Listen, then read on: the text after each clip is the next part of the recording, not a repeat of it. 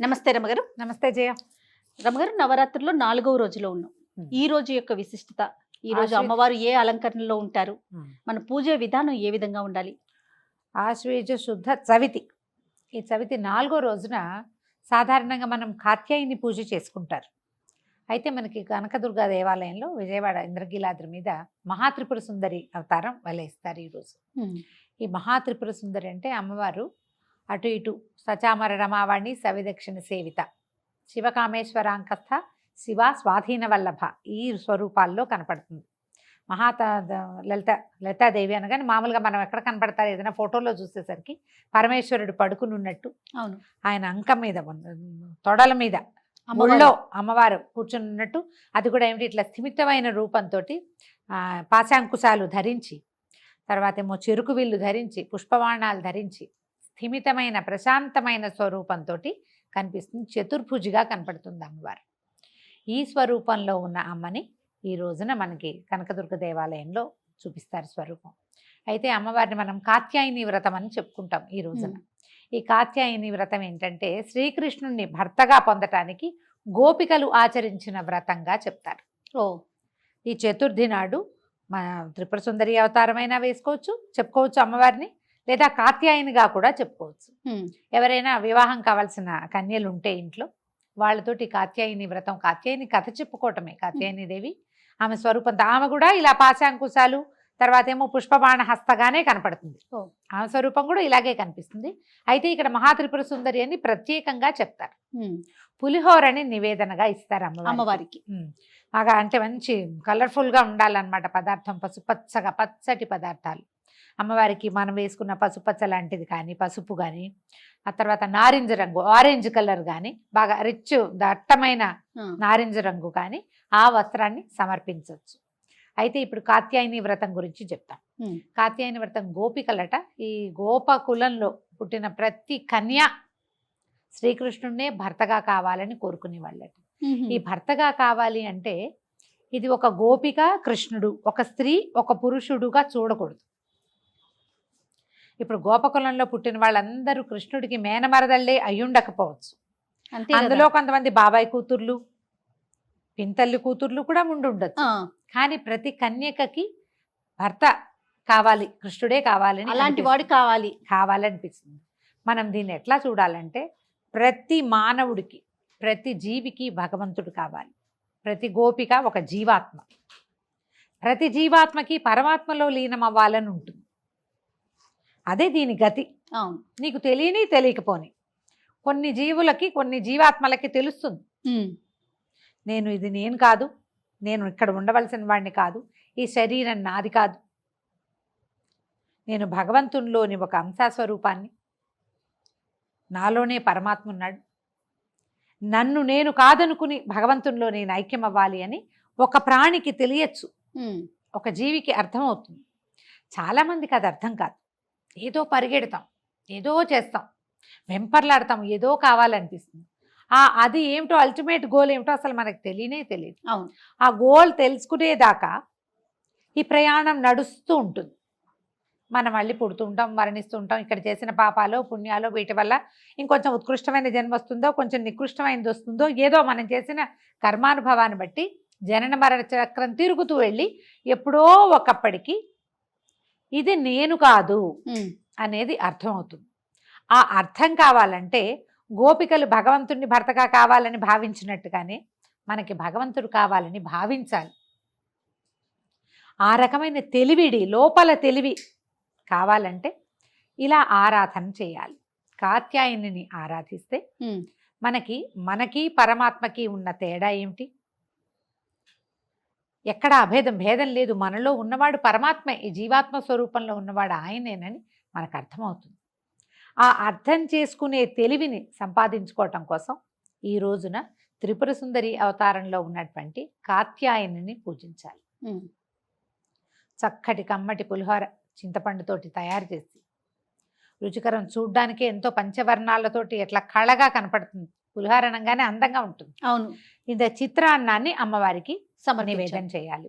ఈ కాత్యాయనికి ప్రత్యేకంగా చెప్తారు ఎర్రటి పువ్వులతో పూజ, ఎర్రని గాజులు సమర్పించటం, కుంకుమ సమర్పించటం, ఎక్కువ మంది ముత్తైదువులకి ఈ రోజున మనం పూజించటం. మామూలుగా కన్యగా పూజ ప్రతిరోజు చేసుకుంటాం, ఏదో ఒక కన్యని తెచ్చుకుంటాం. ప్రతిరోజు ఒకే రకం కన్య దొరికినా మనకి 4 ఏళ్ల పిల్లలే ఉన్నారు మన బిల్డింగ్ నిండా. మనం వయసులు చెప్పుకున్నాం కదా, 2 నుంచి 9 దాకా. అంటే ఓ రోజు 2వ అమ్మాయి 2 ఏళ్ళది, ఓ రోజు 3 ఏళ్ల పాప, ఓ రోజు 4 ఏళ్ల కన్య దొరుకుతుంది, దొరకదు. ఒకే వయసు వాళ్ళే ఉన్నప్పటికీ కూడా అదే మన ప్రాప్తం అనుకుని రోజుకొకళ్ళకి పెట్టుకోవచ్చు. ఏం చేస్తారు అమ్మగారి పిల్లలకి? కన్యకి ఎలాంటి పూజ చేస్తారు? కూర్చోబెట్టటము, పాదాలకి ముందు కాళ్ళు కడిగిస్తాం, కాళ్ళు కడిగించి కూర్చోబెట్టి కాళ్ళకి పసుపు రాసి, పారాణి పసుపు సున్నము కలిపితే పారాణి తయారవుతుంది. అవును. కాళ్ళకి పసుపు రాయటం, పారాణి పెట్టడం. ఒట్టి పారాణి పెట్టకూడదు, పసుపు రాసిన పాదాలకి పారాణి పెట్టడం. తర్వాత కుంకుమ, తర్వాత కాటుక, బుగ్గన ఒక చుక్క, తర్వాత తల ముడవటం, జుట్టు ఉంటే చక్కగా దుబ్బి కాసిన పువ్వులు పెట్టడం. అమ్మవారిని అలంకరించడమే ఇది. అలంకారం అయిన తర్వాత ఒక పీట మీద చక్కగా పొద్దుగా కూర్చోబెట్టి ఏదైనా తినడానికి పెట్టడం. మనం ఆ రోజు అంటే ఇది అమ్మవారికి నివేదన చేసిన ప్రసాదము పెట్టచ్చు, లేదా వీళ్ళకే భోగం ప్రత్యేకంగా తయారు చేసుకోవచ్చు. చేసి చక్కగా ఒక విస్తరి వేసి ఏదో ఒక పదార్థం చేయకూడదమ్మా. ఎప్పుడు కూడా 4 పదార్థాలు మనకు విస్తరి కళగా కనపడాలి. పిల్లలు చేయి విడిచి తీసుకునేలాగా చేయాలి. వాళ్ళకి నచ్చిన పదార్థం ఏదైనా.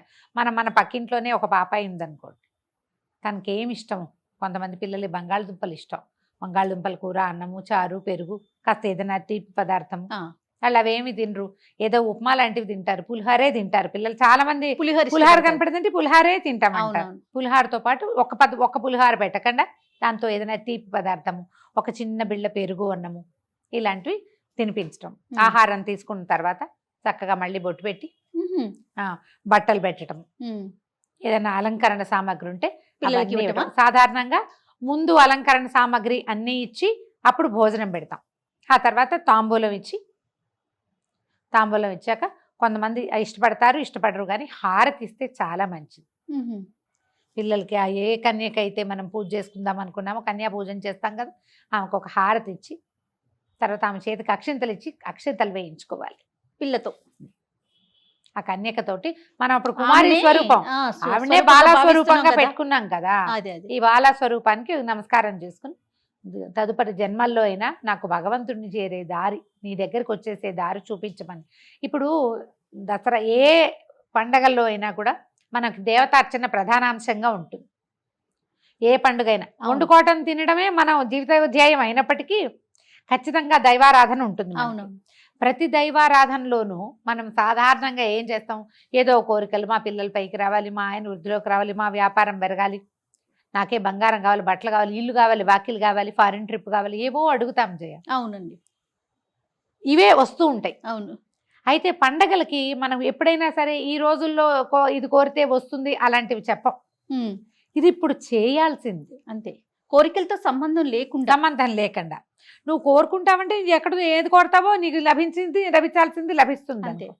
కాకపోతే ఈ దైవారాధన ఈ సమయంలో ఇది చేయాలన్న నియమం ఉంది మనకి. ఇదే కన్యా పూజ మనకి ఎక్కడైనా సంవత్సరంలో చెప్పబడిందా? ఎక్కడ చూడు, దానాలు ఉంటాయి, అన్ని దానాలు అన్ని పండగలకి దానం చేయండి చెప్తారు. అవును. కానీ విశేషించి కన్యా పూజ, శివాసిని పూజ ప్రత్యేకంగా చెప్పేది ఇప్పుడు దసరా పండుగల్లో. ఎందుకంటే ఇప్పుడు ఈ ఆద్యశక్తి యొక్క, చైతన్య శక్తి యొక్క ఇది అంటే బలం ఎక్కువగా ఉంటుంది, ఆమె ప్రసన్నత ఎక్కువగా ఉంటుంది. ఇప్పుడు ఈ ప్రసన్నత అంతా ఎందుకు మనకి?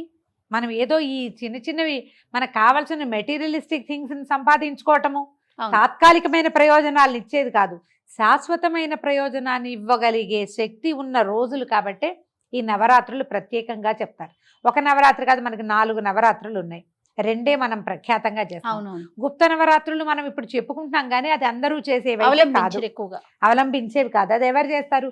కేవలము ఆ మంత్రోపాసనం ఉన్నవాళ్ళు మాత్రమే. మనకు అసలు అక్కర్లే అవి. ఈ ప్రఖ్యాత 2 నవరాత్రుల్లోనూ చైత్ర నవరాత్రుల్లో మనం విశేషించి చేసేది ఏం లేదు. అవునండి, గుళ్ళల్లో చేస్తారు, ఇళ్లలో చేసేది ఏమీ ఉండదు. మా రామాయణం చదువుకోండి, మనమే రామాయణం చదువుకోండి అని చెప్తూ ఉంటాం, కానీ మనం చేయలేం మన చిన్నప్పుడు. కానీ మన చిన్నప్పుడు కాదు, మన తాతల నాటి నుంచి దసరా 10 రోజులు చేయటం ఉన్నది. ఈ 10 రోజుల్లోనే ఈ ఆద్యశక్తి అయిన చైతన్యము ఉత్తేజితంగా ఉంటుంది. మనని ముందుకు నడపడానికి ఈ శక్తి ఉద్యుక్తంగా ఉంటుంది, రెడీగా ఉండాలి కదా ఏదైనా. ఈ ఉత్తేజితంగా ఉన్న శక్తిని మనం ముట్టుకుంటే, ఇప్పుడు ఏదైనా ఒకటి రెడీగా ఉన్నదాన్ని పట్టుకుంటే ఎంత సులువు. అవును. ఆ రెడీగా ఉండే శక్తి ఈ రోజుల్లో ఉంది కాబట్టి ఇప్పుడు ఇది చెప్పబడింది. కాబట్టి చక్కగా ఈ 10 రోజులు చేయగలిగినంత దైవారాధన చేయండి, ఉండగలిగినంత ప్రసన్నంగా ఉండండి, ఉండగలిగినంత ప్రశాంతంగా ఉండండి.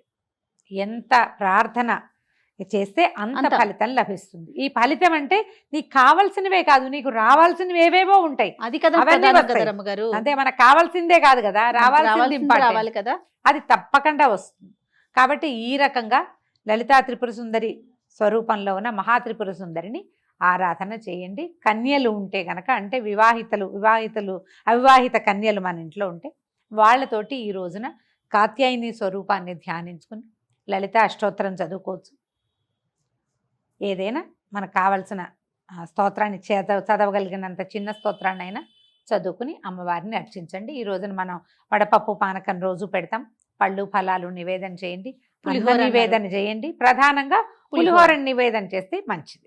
రమ్మగారు, దర్శనీయ స్థలాలు ఏమన్నా ఉన్నాయండి ఈ నవరాత్రులు, శరన్నవరాత్రులు మొత్తం మీద కూడా? పలానా ఆలయం దర్శించుకుంటే చాలా, అంటే దర్శించుకోవాలి అలా అనుకునేటువంటి ఆలయాలు ఏమన్నా ఉన్నాయా? ఏ అమ్మవారి ఆలయాన్ని దర్శించినా మంచిదే జయ. కనీసం మన పక్కనే ఉన్న మన గ్రామ దేవత చిన్న గంగానమ్మ దేవాలయాన్నైనా చూడండి. ఎందుకంటే శక్తి ప్రసన్నంగా ఉంటుందని చెప్తున్నాం కాబట్టి అన్ని చోట్ల అదే కదా ఉండేది. అంతే, ఒక స్వరూపంలో కనపడుతుంది. అక్కడికి వెళ్ళి నమస్కారం చేసుకుంటే మంచిది. ఈ శరన్నవరాత్రులు అన్ని రోజులు కూడా మనం తలస్నానం చేయాలి, అలాంటి నియమాలు ఏమన్నా ఉన్నాయండి? అంటే మనం కార్తీకంలో తలస్నానం ప్రధానంగా అనుకుంటాం, అట్లాంటి నియమాలు ఏమన్నా ఉన్నాయంటారు? దీనికి అట్లా ఏం చెప్పరు చేయాలా, ప్రత్యేకంగా ఏం లేదు. మీరు ఏదైనా అశుచి పడితే, బయటికి వెళ్తే, ఎవరితోటైనా కలవకూడని వాళ్ళతో కలిసామని అనిపించినప్పుడు తలస్నానం చేయాలి, కానీ లేకపోతే అక్కర్లేదు. మనం మొదటి రోజున తలస్నానం చేసుకుని మొదలు పెట్టుకుంటాం కదా, మీ అవకాశాన్ని బట్టి చేసుకోవటమే. కానీ దీనికి ఇలాంటి నియమం అయితే లేదు. ఈ 2 పూట్ల స్నానం చేయాలా ఇలాంటివి కూడా అడుగుతారు.